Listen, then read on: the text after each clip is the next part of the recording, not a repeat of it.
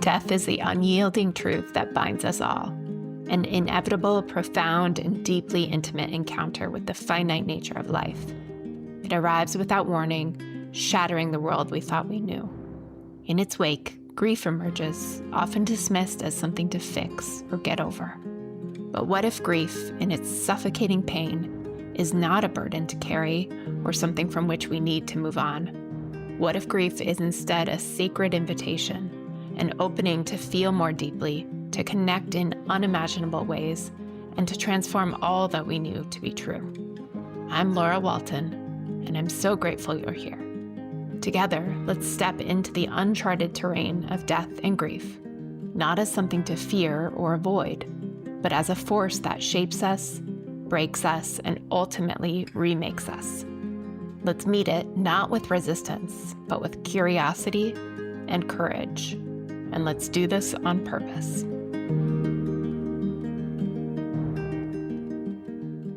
All right, so welcome back to another episode of Grief on Purpose, the podcast. I'm here with a special guest today, Justine Monahan. Did I say that right? Close, Laura. I got in my head too much. I'm like, wait, is it that way or that way? So Monahan. Okay, perfect. Okay, Justine Monahan. Thank you, Justine, for being here today. You are very welcome, Laura. I am honored to be here and very happy to share my experience. Yeah, great. So just before we dive into grief, I'd love it if you could just share your perspective of how it is that we were connected, because we actually don't know each other in real life. So how it is that we were connected. Sure. We were connected via a mutual friend, I believe. Her name is Jill Nouse, and she is a yogi in Portland.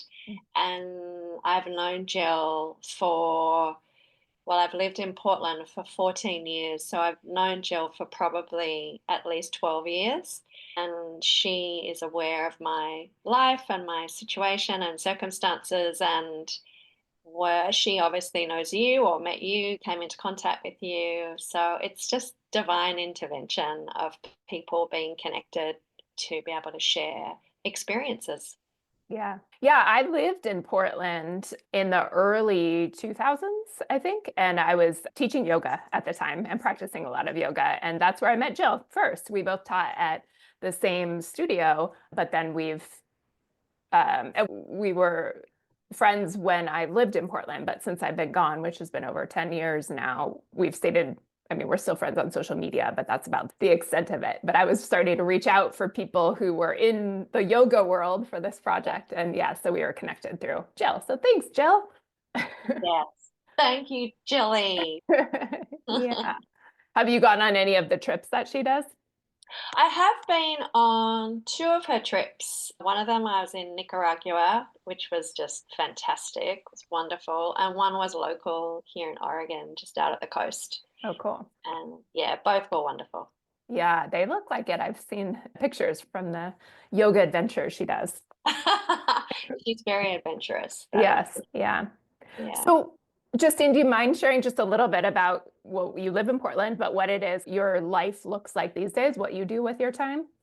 Oh, sure. Yes, I live in Portland. I've lived here for 14 years. I am an Australian, a very proud Aussie.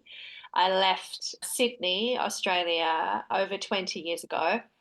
My late husband and I lived in several countries in Europe, and then eventually we were pulled to the US for a job for Bob, who was my late husband.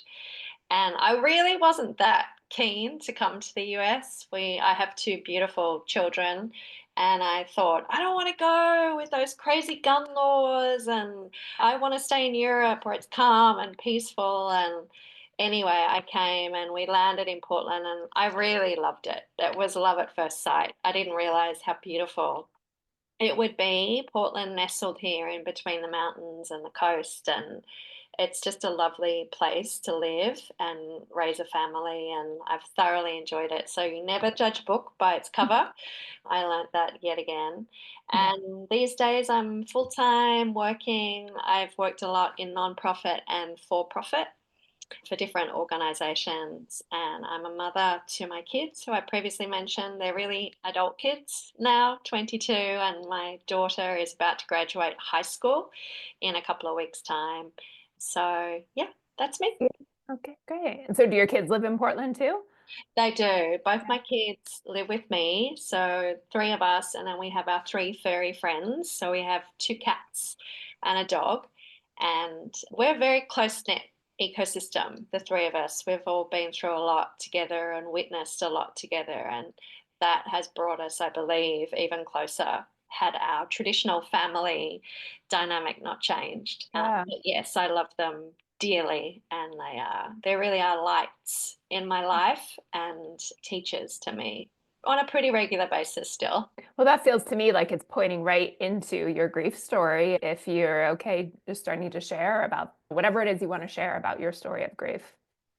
Yeah, absolutely. I was saying just before we started the podcast that grief doesn't stop, it just evolves, and I'm very familiar with grief, having lost several people in my life. I lost my dad when I was 13, just a little girl, a teenager, and that was very suddenly. And then I lost my mum, who still is one of my best friends in the entire world, even though I can't see her. But I lost her. And then just 6 weeks later, after her passing, my husband was diagnosed with brain cancer, a really horrible stage 4 type of brain cancer with seizures and Mm. the whole kit and caboodle. So life really changed after that one diagnosis. And he struggled and wanted to live life. I don't think his soul was ready to leave yet. I do believe that we reincarnate and we come back, and we come back as a soul and a different personality that presents in the world. And he wasn't ready when he was diagnosed, but he was certainly ready to go 2 years later, after just incredible pain and suffering, and was very, very difficult period for our family. And I can't even imagine for him. I was his full-time caregiver. I raised our children at the same time. They witnessed everything. We didn't hide anything from them. But it was shattering. People ask me, "Oh my gosh, how did you cope? What did you do?" And what I learned again and again is that humans, we are resilient. We're very, very resilient. And even though it felt like somebody had picked up a glass vase and they'd thrown it on the floor and everything just shattered. That day, everything just shattered with his diagnosis because, as I said, he suffered from seizures. So he couldn't function, he couldn't drive, he couldn't hold down a job. Life changed dramatically. I became a mother and a father that day. Mhm. And then for the 2 years, I was just in the mode of, okay, I'm going to fix him, I'm going to heal him. And he wanted very traditional treatment. So, very different to me. I was saying, why don't we try this? Why don't we try these alternative things? And he was very adamant. He's a very traditional man. And he said, no, I want all the treatment that I can get. I don't want to go anywhere. And so I honored that and just helped him as much as I could. And unfortunately, he only stayed with us for another couple of years, but I don't know how a human could really survive after the treatment that he endured. And after he was gone, and I haven't really shared this a lot, but it was his choice. We live in the state of Oregon. And so when after he had two brain surgeries and 45 rounds of radiation and 2 years of chemotherapy, he he had a fall, and and we had another scan, and they found another tumor, and the doctors were saying, we want to do more chemotherapy. And at this point, he couldn't talk, but I knew that he was communicating that was it. He was done. He couldn't do any more. So I believe that his soul at that point said, it's time to go. You need to go. And so that was his choice. And after I helped him with Death with Dignity, which truly was a beautiful, sacred experience in my life to shepherd him out with love and compassion are just as sacred as it was to bring my kids into the world. I just lived on autopilot, and I lived in fear. I lived in fear of what happens if something happens to me? What happens to my kids? What if I lose my job? I won't be able to afford to take care of them. All of this fear generation that really just comes from the mind. And I couldn't find my way out of it. And it really was due to my yoga practice and my understanding of mindfulness and the mind that the messaging that was being sent to me was not true. It was not me, and that nothing is permanent and that things will change. And I held on to that belief for years and years. I really, really did. All I did was, I use the term head down, bum up. I just worked and I took care of my children. And interestingly enough, I couldn't be on my yoga mat for a couple of years because every time I would look at my yoga mat, I would just cry because yoga is the journey of the self, and you explore yourself and get to know yourself via the practice, the beautiful practice of yoga. And so I ran as far away from that as I possibly could. And I started CrossFit, lifting heavy weights and throwing things around. And I loved it. I absolutely loved it. But I eventually got to a point a few years down the line where, and I can't remember, Laura, what actually happened, whether there was a catalyst for something happening, but I just knew these thoughts are not me. This is not me. You need to reset to being the positive, loving human being that you are, because that is what Bob would want. He would not want you to be almost like a robot, just functioning through life, still with love and still with compassion for others, just not for myself. Mm-hmm. And so eventually that shift happened, and that was about 3 years ago now. And I just shifted into this most beautiful place of peace and love and compassion for myself, and knowing that the divine is always there, it's always there within us, and that things happen in life, that life is not. I used to call my years before my mother passed and Bob passed my Disneyland years. These years where life was just so wonderful and there was so much joy and so much positivity. And then all of a sudden, the wheels just fell off. And that was for me to navigate. I know that. I chose this life. I chose this soul. I chose Justine. I chose my personality. And the more that I came to demonstrate the behaviors of that personality, which are positiveness and joy and love and self belief, then my life would turn around. And it did. It absolutely did. I find joy and beauty in everything now that I see, whether it's a dog that see when I'm walking with my dog, or it's beautiful bloom of a tree, or whether it's a beautiful person that I'm now in a relationship with, or whether it's my children or my friends. I just am over full of love. It's almost like that. The lid was on a bottle, and then all of a sudden it came off. Mm-hmm. But it took time, and Yeah.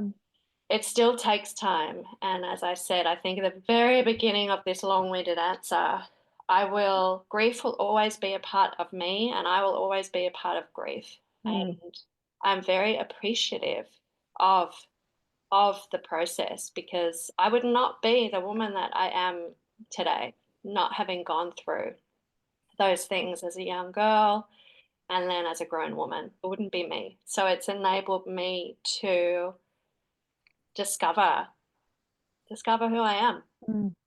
I love that. Yes, yes, yes. I have so many questions. Which direction to go? Okay, I'll just start here. So it sounds like prior to Bob's death, with your yoga practice, you already did have some awareness of, I am not my thoughts. Is that right? Absolutely, Okay. 100%. Okay. Yeah.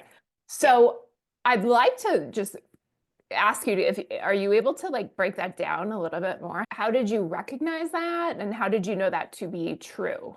I've recognized that through my yoga practice. When I turned 30, I've always been athletic. I was a gymnast when I was a little girl. I loved it. You know, intuitively, my body likes to play and be upside down and stand on my hands and do all these different things.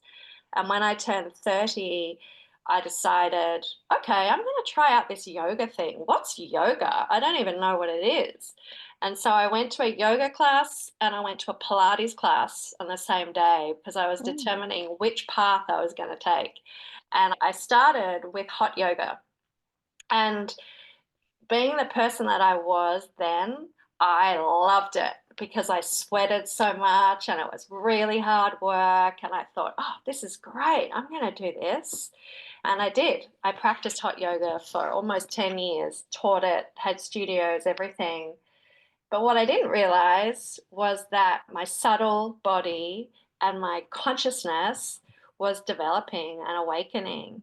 And my primordial wisdom that resides very deep within us and is very quiet until we can hear it was evolving like a flower, blossoming.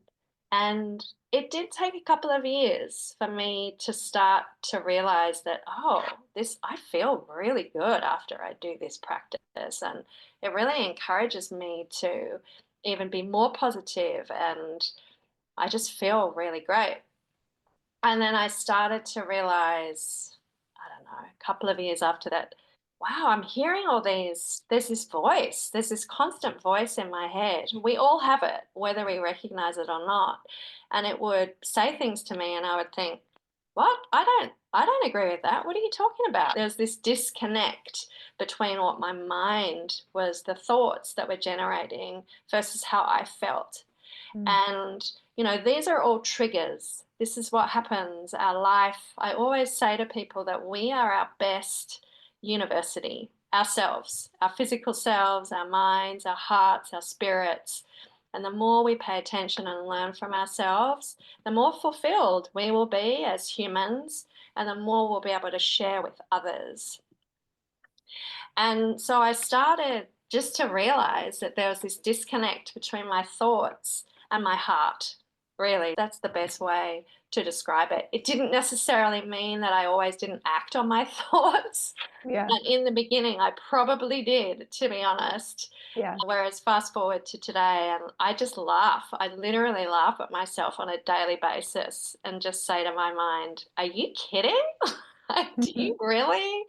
It's very interesting how we're triggered with past experiences and what that brings up for us in our day to Yeah. day life.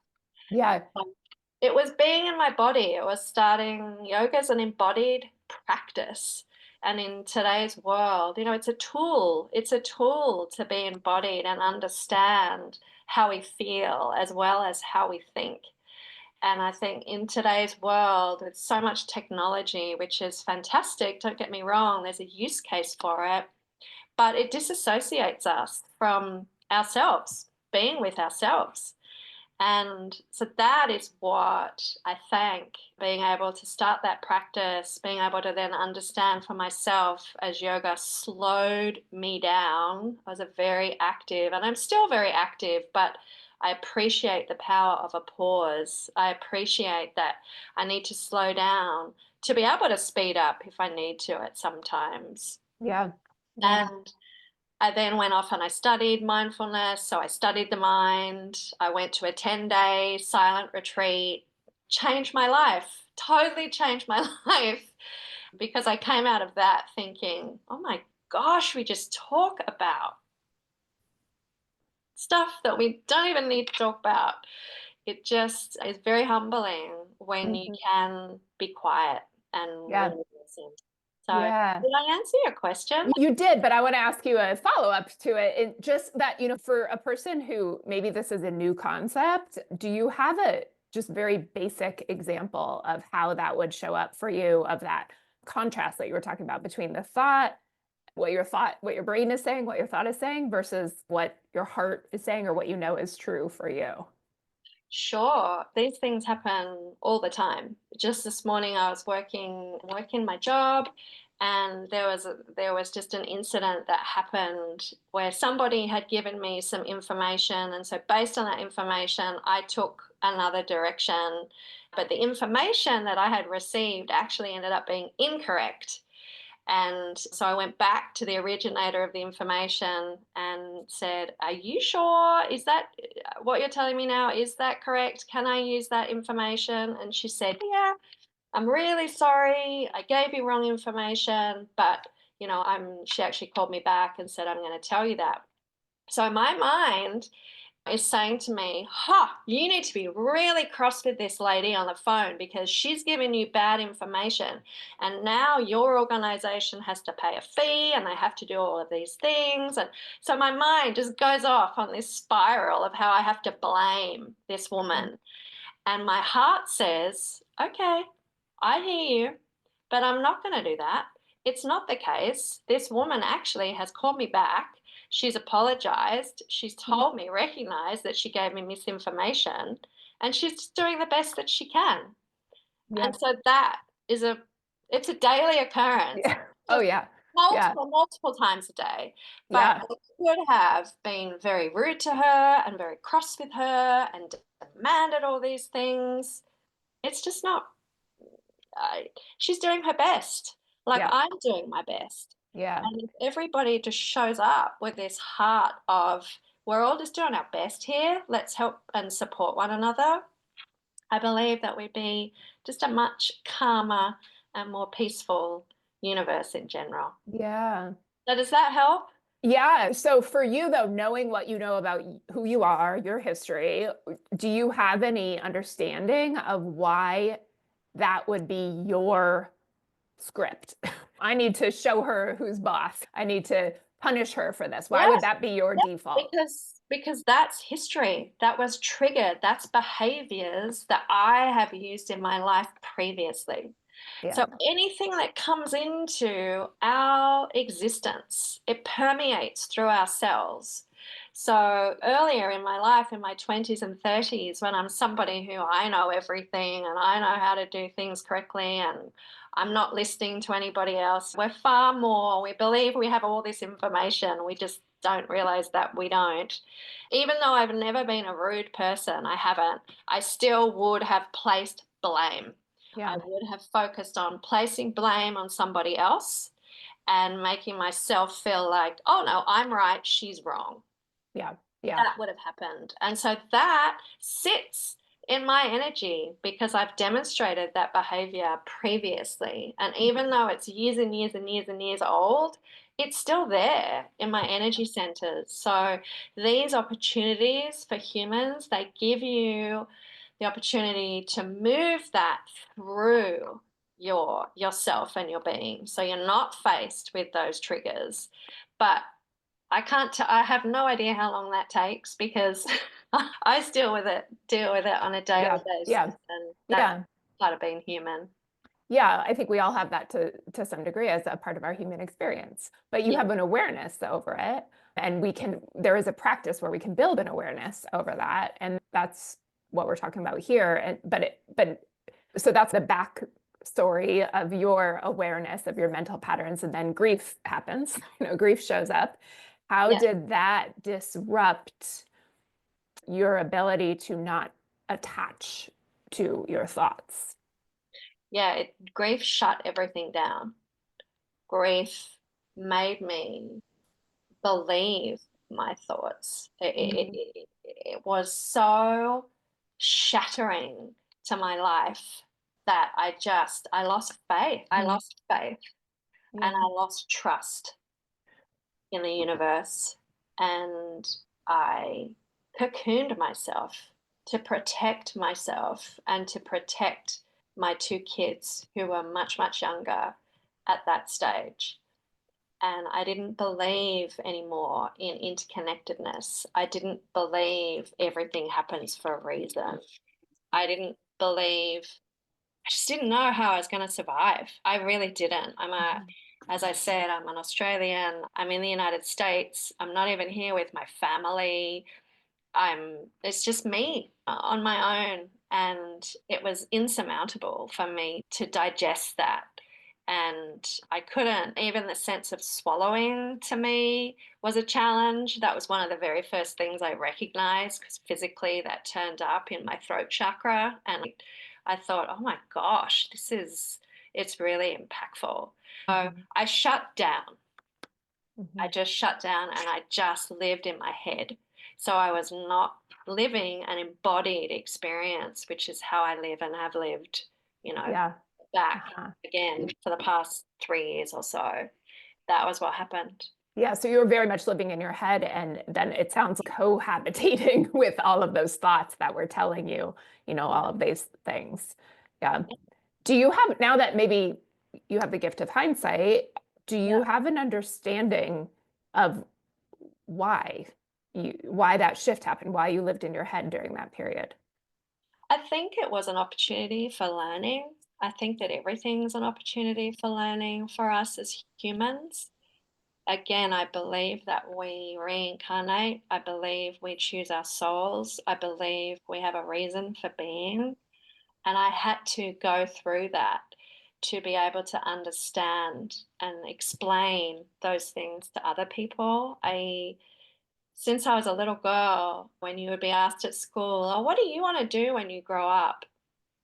People would say, I want to be a fireman, I want to be a doctor, I want to be a lawyer. I would say, I want to serve.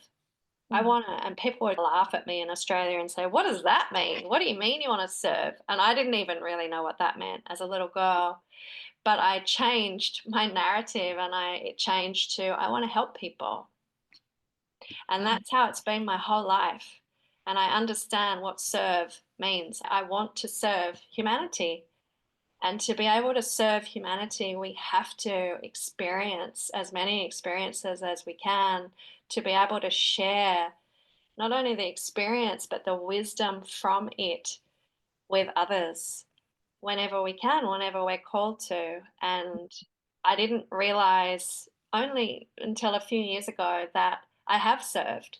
I've served initially helping my mum when she lost her beautiful husband, her childhood sweetheart. She'd never been with anybody else in her life. I was 13 years old and he died. He just dropped dead and died, a heart attack. And she died too, almost with him. But I came in as a mother figure to her and really helped her for years and years. And then after that, I'd met my husband and we had our children, and my children were who I served then when I lost Bob. And so now it's actually an interesting junction in my life as my kids, my daughter, as I said, graduates high school in a couple of weeks. Where do I go now? I'm continuing, obviously, to serve as their mum, but I definitely will move to the back seat of the car. I'm definitely not in the driver's seat, and I'm probably not even in the passenger seat anymore. I love them to bits, but I've raised them to be good humans and kind and compassionate and to fly, to go off into the world. And so now for me, where that lands, I don't know. I'm excited, Laura. I'm not quite sure where that takes me, but that's really what transpired. Yeah. Yeah. So how did you get back to that? I think I remember you saying you can't necessarily name what like the tipping point was, but Yeah. maybe what was can you name what the practice was of getting back to that separation from your thoughts? Yeah, I think, in fact, I don't think, but having lived in lots of different countries, I have beautiful friends all around the world.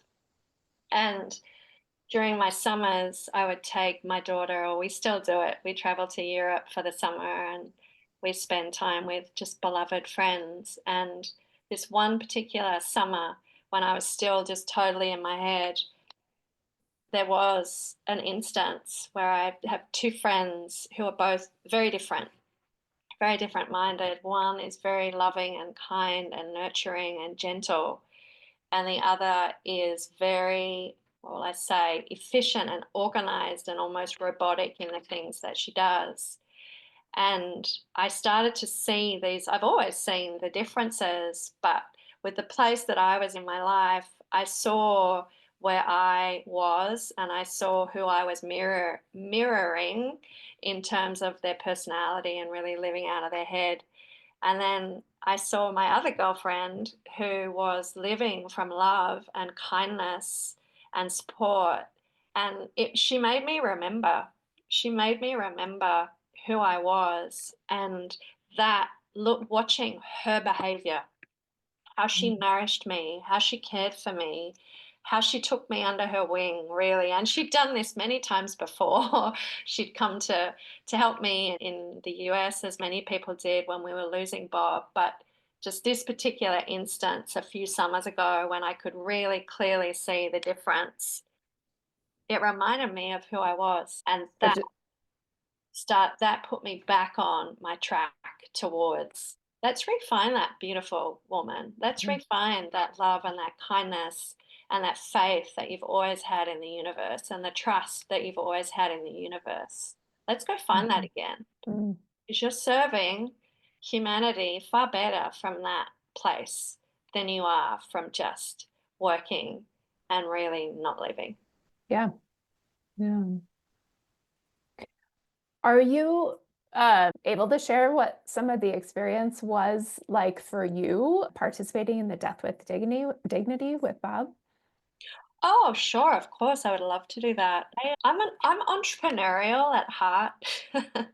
And when we came to that decision, Bob and I just researched it.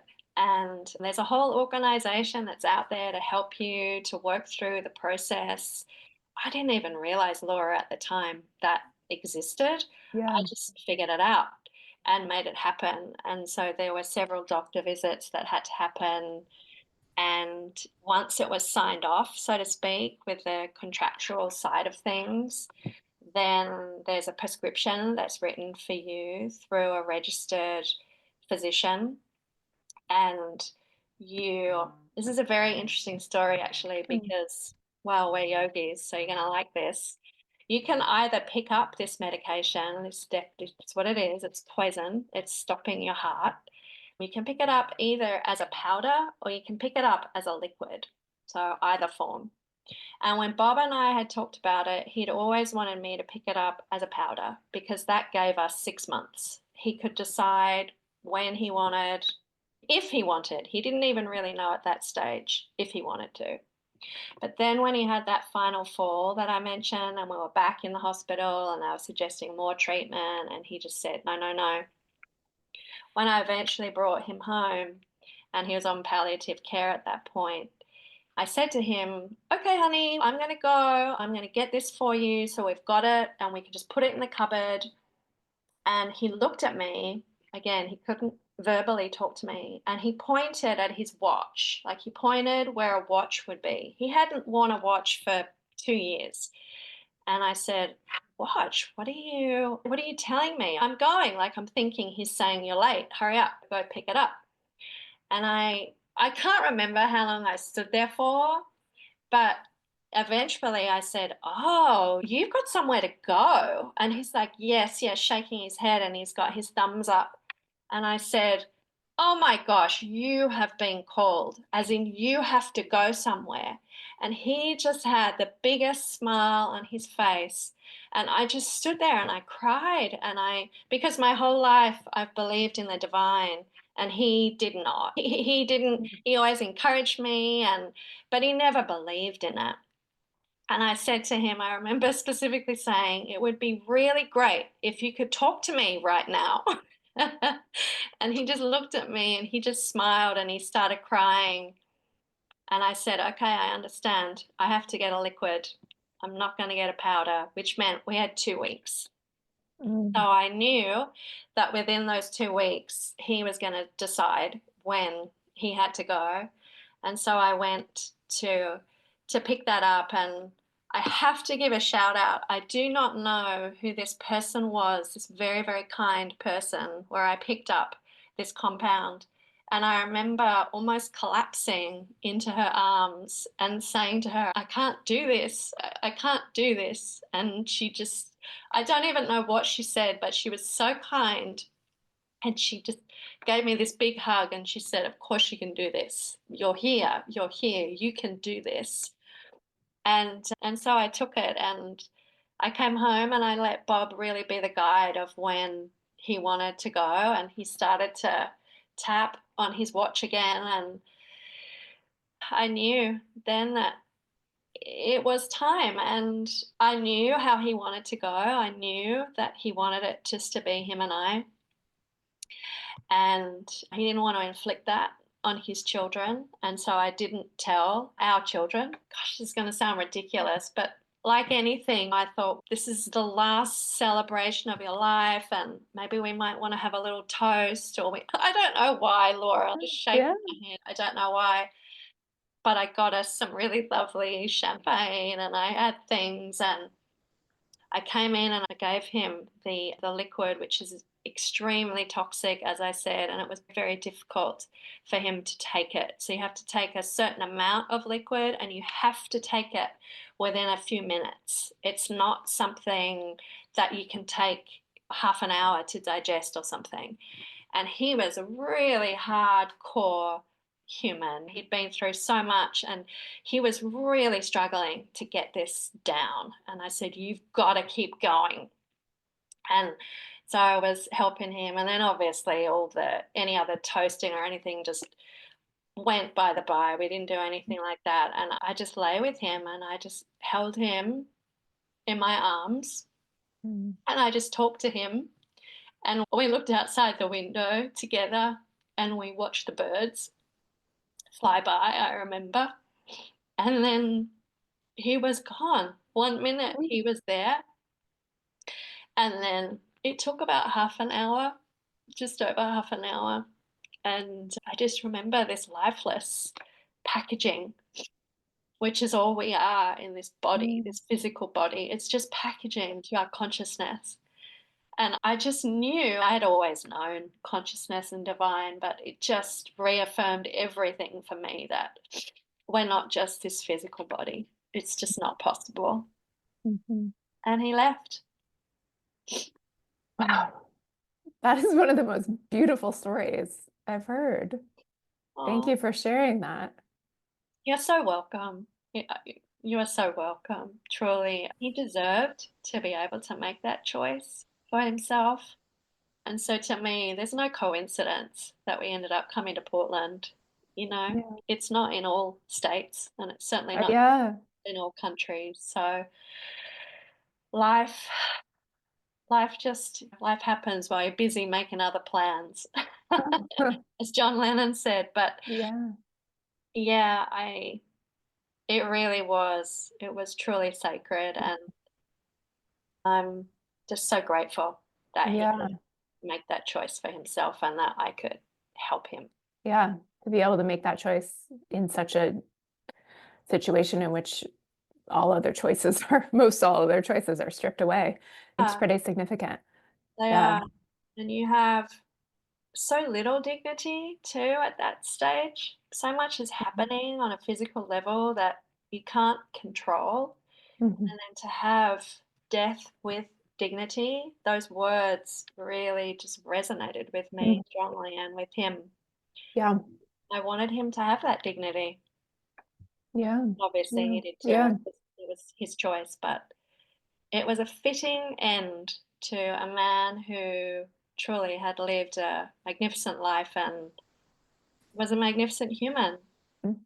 And I know that he's around us, and I know that he's watching his gorgeous daughter graduate high school in a couple of weeks, and he's watching his son, and Mhm. he's watching me, and he's just encouraging us to live our lives and be happy, and particularly for me to be positive and show up. He always used to say to me, "You're a beautiful woman, and you're such a talented woman. Do whatever you think you can do because you can do it." And I hold that close to my heart. Yeah. Yeah. Yeah. So what was it like for you in the immediate aftermath of that, immediately after he died? It was surreal. It was, I needed to get things organized then. I was fortunate to be working with a palliative care team. So after Bob passed, I called them, and you can set up, being on palliative care, you can set up arrangements and things ahead of time. So you don't have to think about that after the person has passed, which was really beneficial. I actually couldn't do it. A girlfriend of mine did all my funeral arrangements and things for me. That was the only thing that I asked anybody ever to do for me during that whole just over 2 year period. And then he passed on a Saturday. I went to work on Monday. That was the fear that I was living in. I went to work. My kids went to school. Bob's mum was here and her partner. They were here from Australia. So they were here for all of us too. But I just launched myself into, I need to take care of these two beautiful humans. I need to keep working. I need to just keep going. I was just on autopilot, honestly, for such a long time. Did you say that was the fear that kicked in? Is that what you said? Yeah, it was total fear. Yeah. There are only two states that we live in, fear or love. Mm. And I just lived totally in fear. So it was a pretty quick transition, it sounds like, from that experience of being with him as he was dying to the being in the fear-based state that kicked you right back into work and the regular routine. Very much, because I've experienced different ways of people dying and leaving. So my father, when I was 13, left very quickly. It was a shock. Nobody knew, so that was shocking. And my mum was in shock she was in bed for 6 months, my mum. So it's very different. To Bob dying, I had 2 years and 2 months to get used to the idea. And in the beginning, I didn't think he was going to die originally when we got the diagnosis, and the doctors had said, well, he should have between 5 to 10 years. So we were really thinking about, okay, how do we live this 5 to 10 years? What do we do? Do we go to another country? Do we go off the grid? But then that soon all halted, because Bob had only had one seizure at that point. And I do remember nurses and doctors saying to me, how many seizures has he had? And I said, one. Is he going to have any more? Was my question. These things that you don't know when you go into experiencing situations like this. And nobody said anything to me, but of course he's going to keep seizing. This is the problem. So he suffered from seizures up until about 6 months before he died, and we introduced cannabis into his regimen, and he didn't have another seizure thanks to the cannabis plant. But my point to your question is, I'd had time to get used to the idea. And then I knew when he had that last fall and he lost his ability to talk, even before we just communicated subconsciously that he wanted death with dignity. I just knew that it was coming. And I also knew what that meant for me, what that meant responsibility wise. I have two children at this point. I have a 10-year-old and a 15-year-old, and I got to take care of them. And I just take responsibility. I take it very seriously. These are two beautiful hearts that I've brought into this world, and I can't fall down. And as I just mentioned with my mum, even though this is not her experience, but she did not cope. She did not take care of us. There were three children. Our family broke down, never the same again. And so you see, Laura, I learnt from that. That's how my mum was. That was how my mum reacted. And I love her dearly, and I never would judge her. And her situation was totally different. It happened suddenly. Whereas for me, I had that experience of a child, of a parent not losing a parent, and then the other parent not showing up for me. Yeah. I couldn't do that. There's no way I could do that. So my kids were my sole reason for getting up. Yeah. My kids and my dog, actually. I got a dog. And I remember telling Bob just before I knew that he was going to leave, I said, guess what? I'm going to get a dog. And Mm. he just starts shaking his head at me. And I'm sure he's thinking, what? You're going to add more work to your plate? But my dog, she's called Hope. And all right, I'll tell you this story too, because this is a really nice story. Good. But when Bob was going through in the last 6 months of his life, and he decided that he said to me, okay, if you had to be in charge of my care, what would you do? So I said, all right. So I got him in with a naturopath, and we started having infusions of just really good things, iron and vitamin C and magnesium and all these things that all the treatments were depleting him of.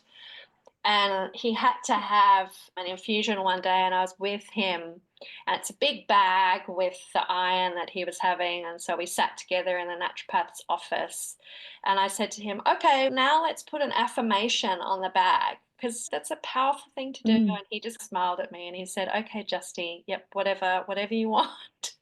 And I said, okay, what would you like me to write? And he said, hope. I want you to write the word hope. And I said, okay. So I wrote hope.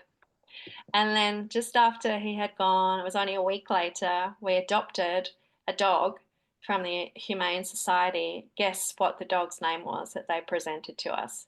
Well, it had to be Hope. Yeah, I Yeah, love that. Yeah. Mm. that's our dog, Hope. Yeah. Yeah, that's great.